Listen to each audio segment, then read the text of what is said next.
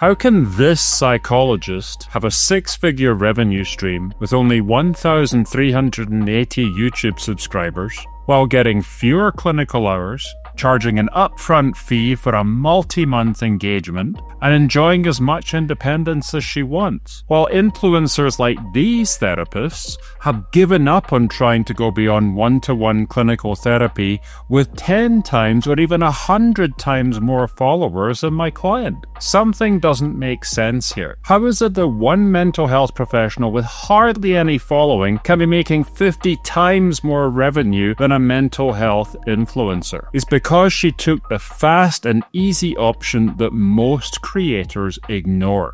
Very simple. They just used a simple acronym which I call NOMO: niche, offer, microbrand, and ongoing execution over time. Let's use this example of jelly beans. Influencer number 1, whose following is equal to this glass of jelly beans right here, went out to build the biggest following they could find. We're talking about narcissism, boundaries, trauma, self-care, parentification. They jumped on every bandwagon they thought they could build an audience with. And it worked. Well, kind of. They ended up with a bigger following than my client right here, but their audience is so fragmented that anything they want to offer their base that monetizes them can only appeal to a small amount of their audience at any one time. So one video they made is about narcissistic ex-partners. That attracted the orange jelly beans into their audience right here. The next one was about self-care. That attracted the blue jelly beans right here. The next one was about parentification. That attracted the yellow jelly beans right here. And so on and so forth and so forth. But as they move from topic to topic,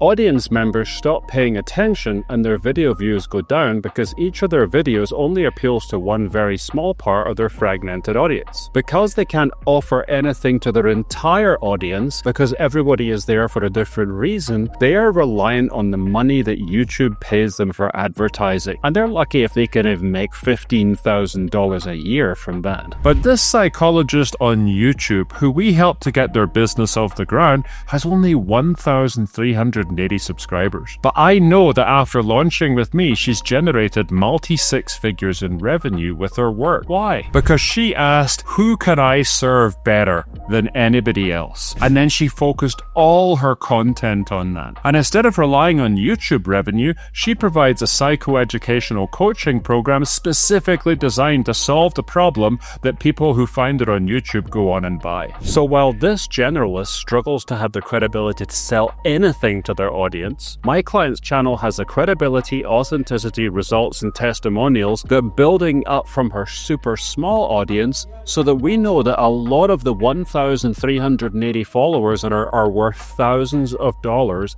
in coaching revenue. And the best thing is, my client here is not trying to be some big name influencer. She doesn't have to post constantly, overshare about her life, or do anything but talk about the solution that she has developed to the problem that her audience has. Well, let's take a look at the N in NOMO: niche. When it comes to therapy, you're taught to think about a few specific zip codes around where you're located and where you're going to draw your clients from. I know teletherapy is getting bigger and bigger, but therapists are still thinking all about the myriad different people they can serve inside of their state and all the different types of issues that these people might want to bring to the office. When my clients launch a coaching program, they focus on one specific type of transformation they want to give people and create a psychoeducational service that is focused just on that specific topic. Then they pull people from all over the United States and even the world who are hyper-focused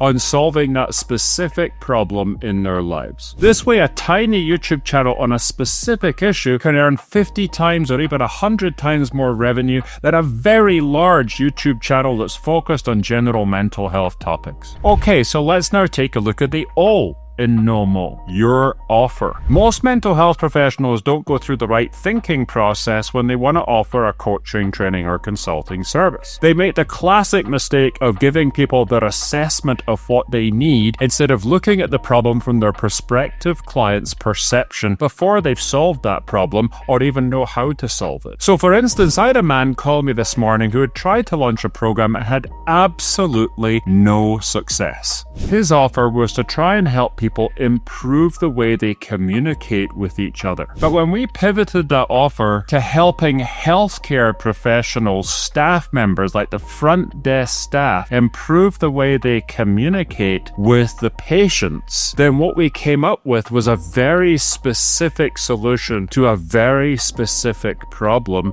that used the exact same process he had designed. And as a result, now he has an offer that's worth a whole lot of money to hospitals and doctors and all kinds of medical offices, because what they're able to do is reduce Google reviews that are bad and increase the quality of client and patient experiences, bringing more and more people into their office. And every client or every new patient is worth thousands of dollars. Now can you see how using the customer's perspective can change everything? After the O comes N, your personal micro brand. Just like in the example of my client here, she has 1,380 followers on YouTube. That's a micro brand, right? You don't need a massive number of subscribers or to build up some huge social media following just to have an online coaching program that sells well. You just need to be credible in a tiny corner of the internet, and you can focus just on teaching what you know rather than being some kind of online personality. The right people who are searching for a solution to the problem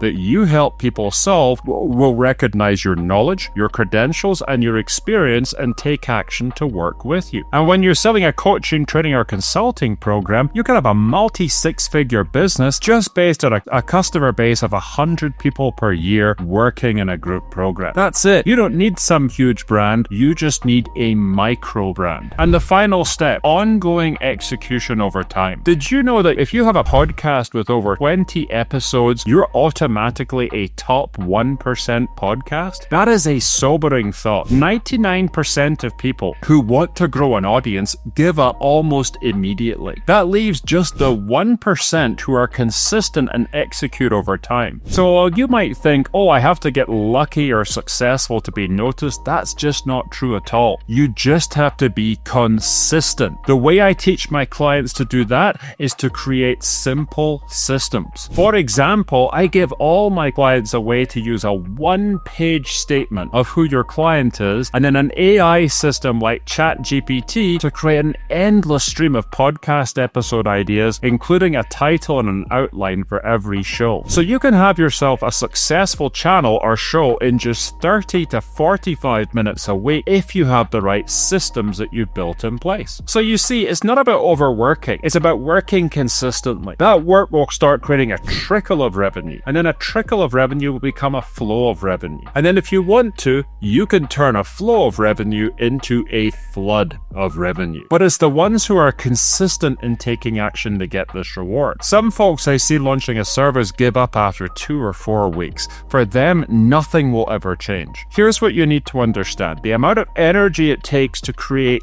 a sale of your coaching, training, or consulting service is at its highest with the first sales you make through your marketing. Then as you execute consistently, a flow is created where the amount of energy per $2,500 client sale you make with your program goes down and down and down until it's happening multiple times per week with very little effort on your part. This spot took me a year to get to with the program that I run, but since then the last 4 years have been very, very smooth sailing. So I hope I've given you a stronger understanding of what it takes and what it doesn't take to make money online. What questions do you have about the kind of coaching, training, or consulting service you might want to launch? Let me know in the comments and I'll respond.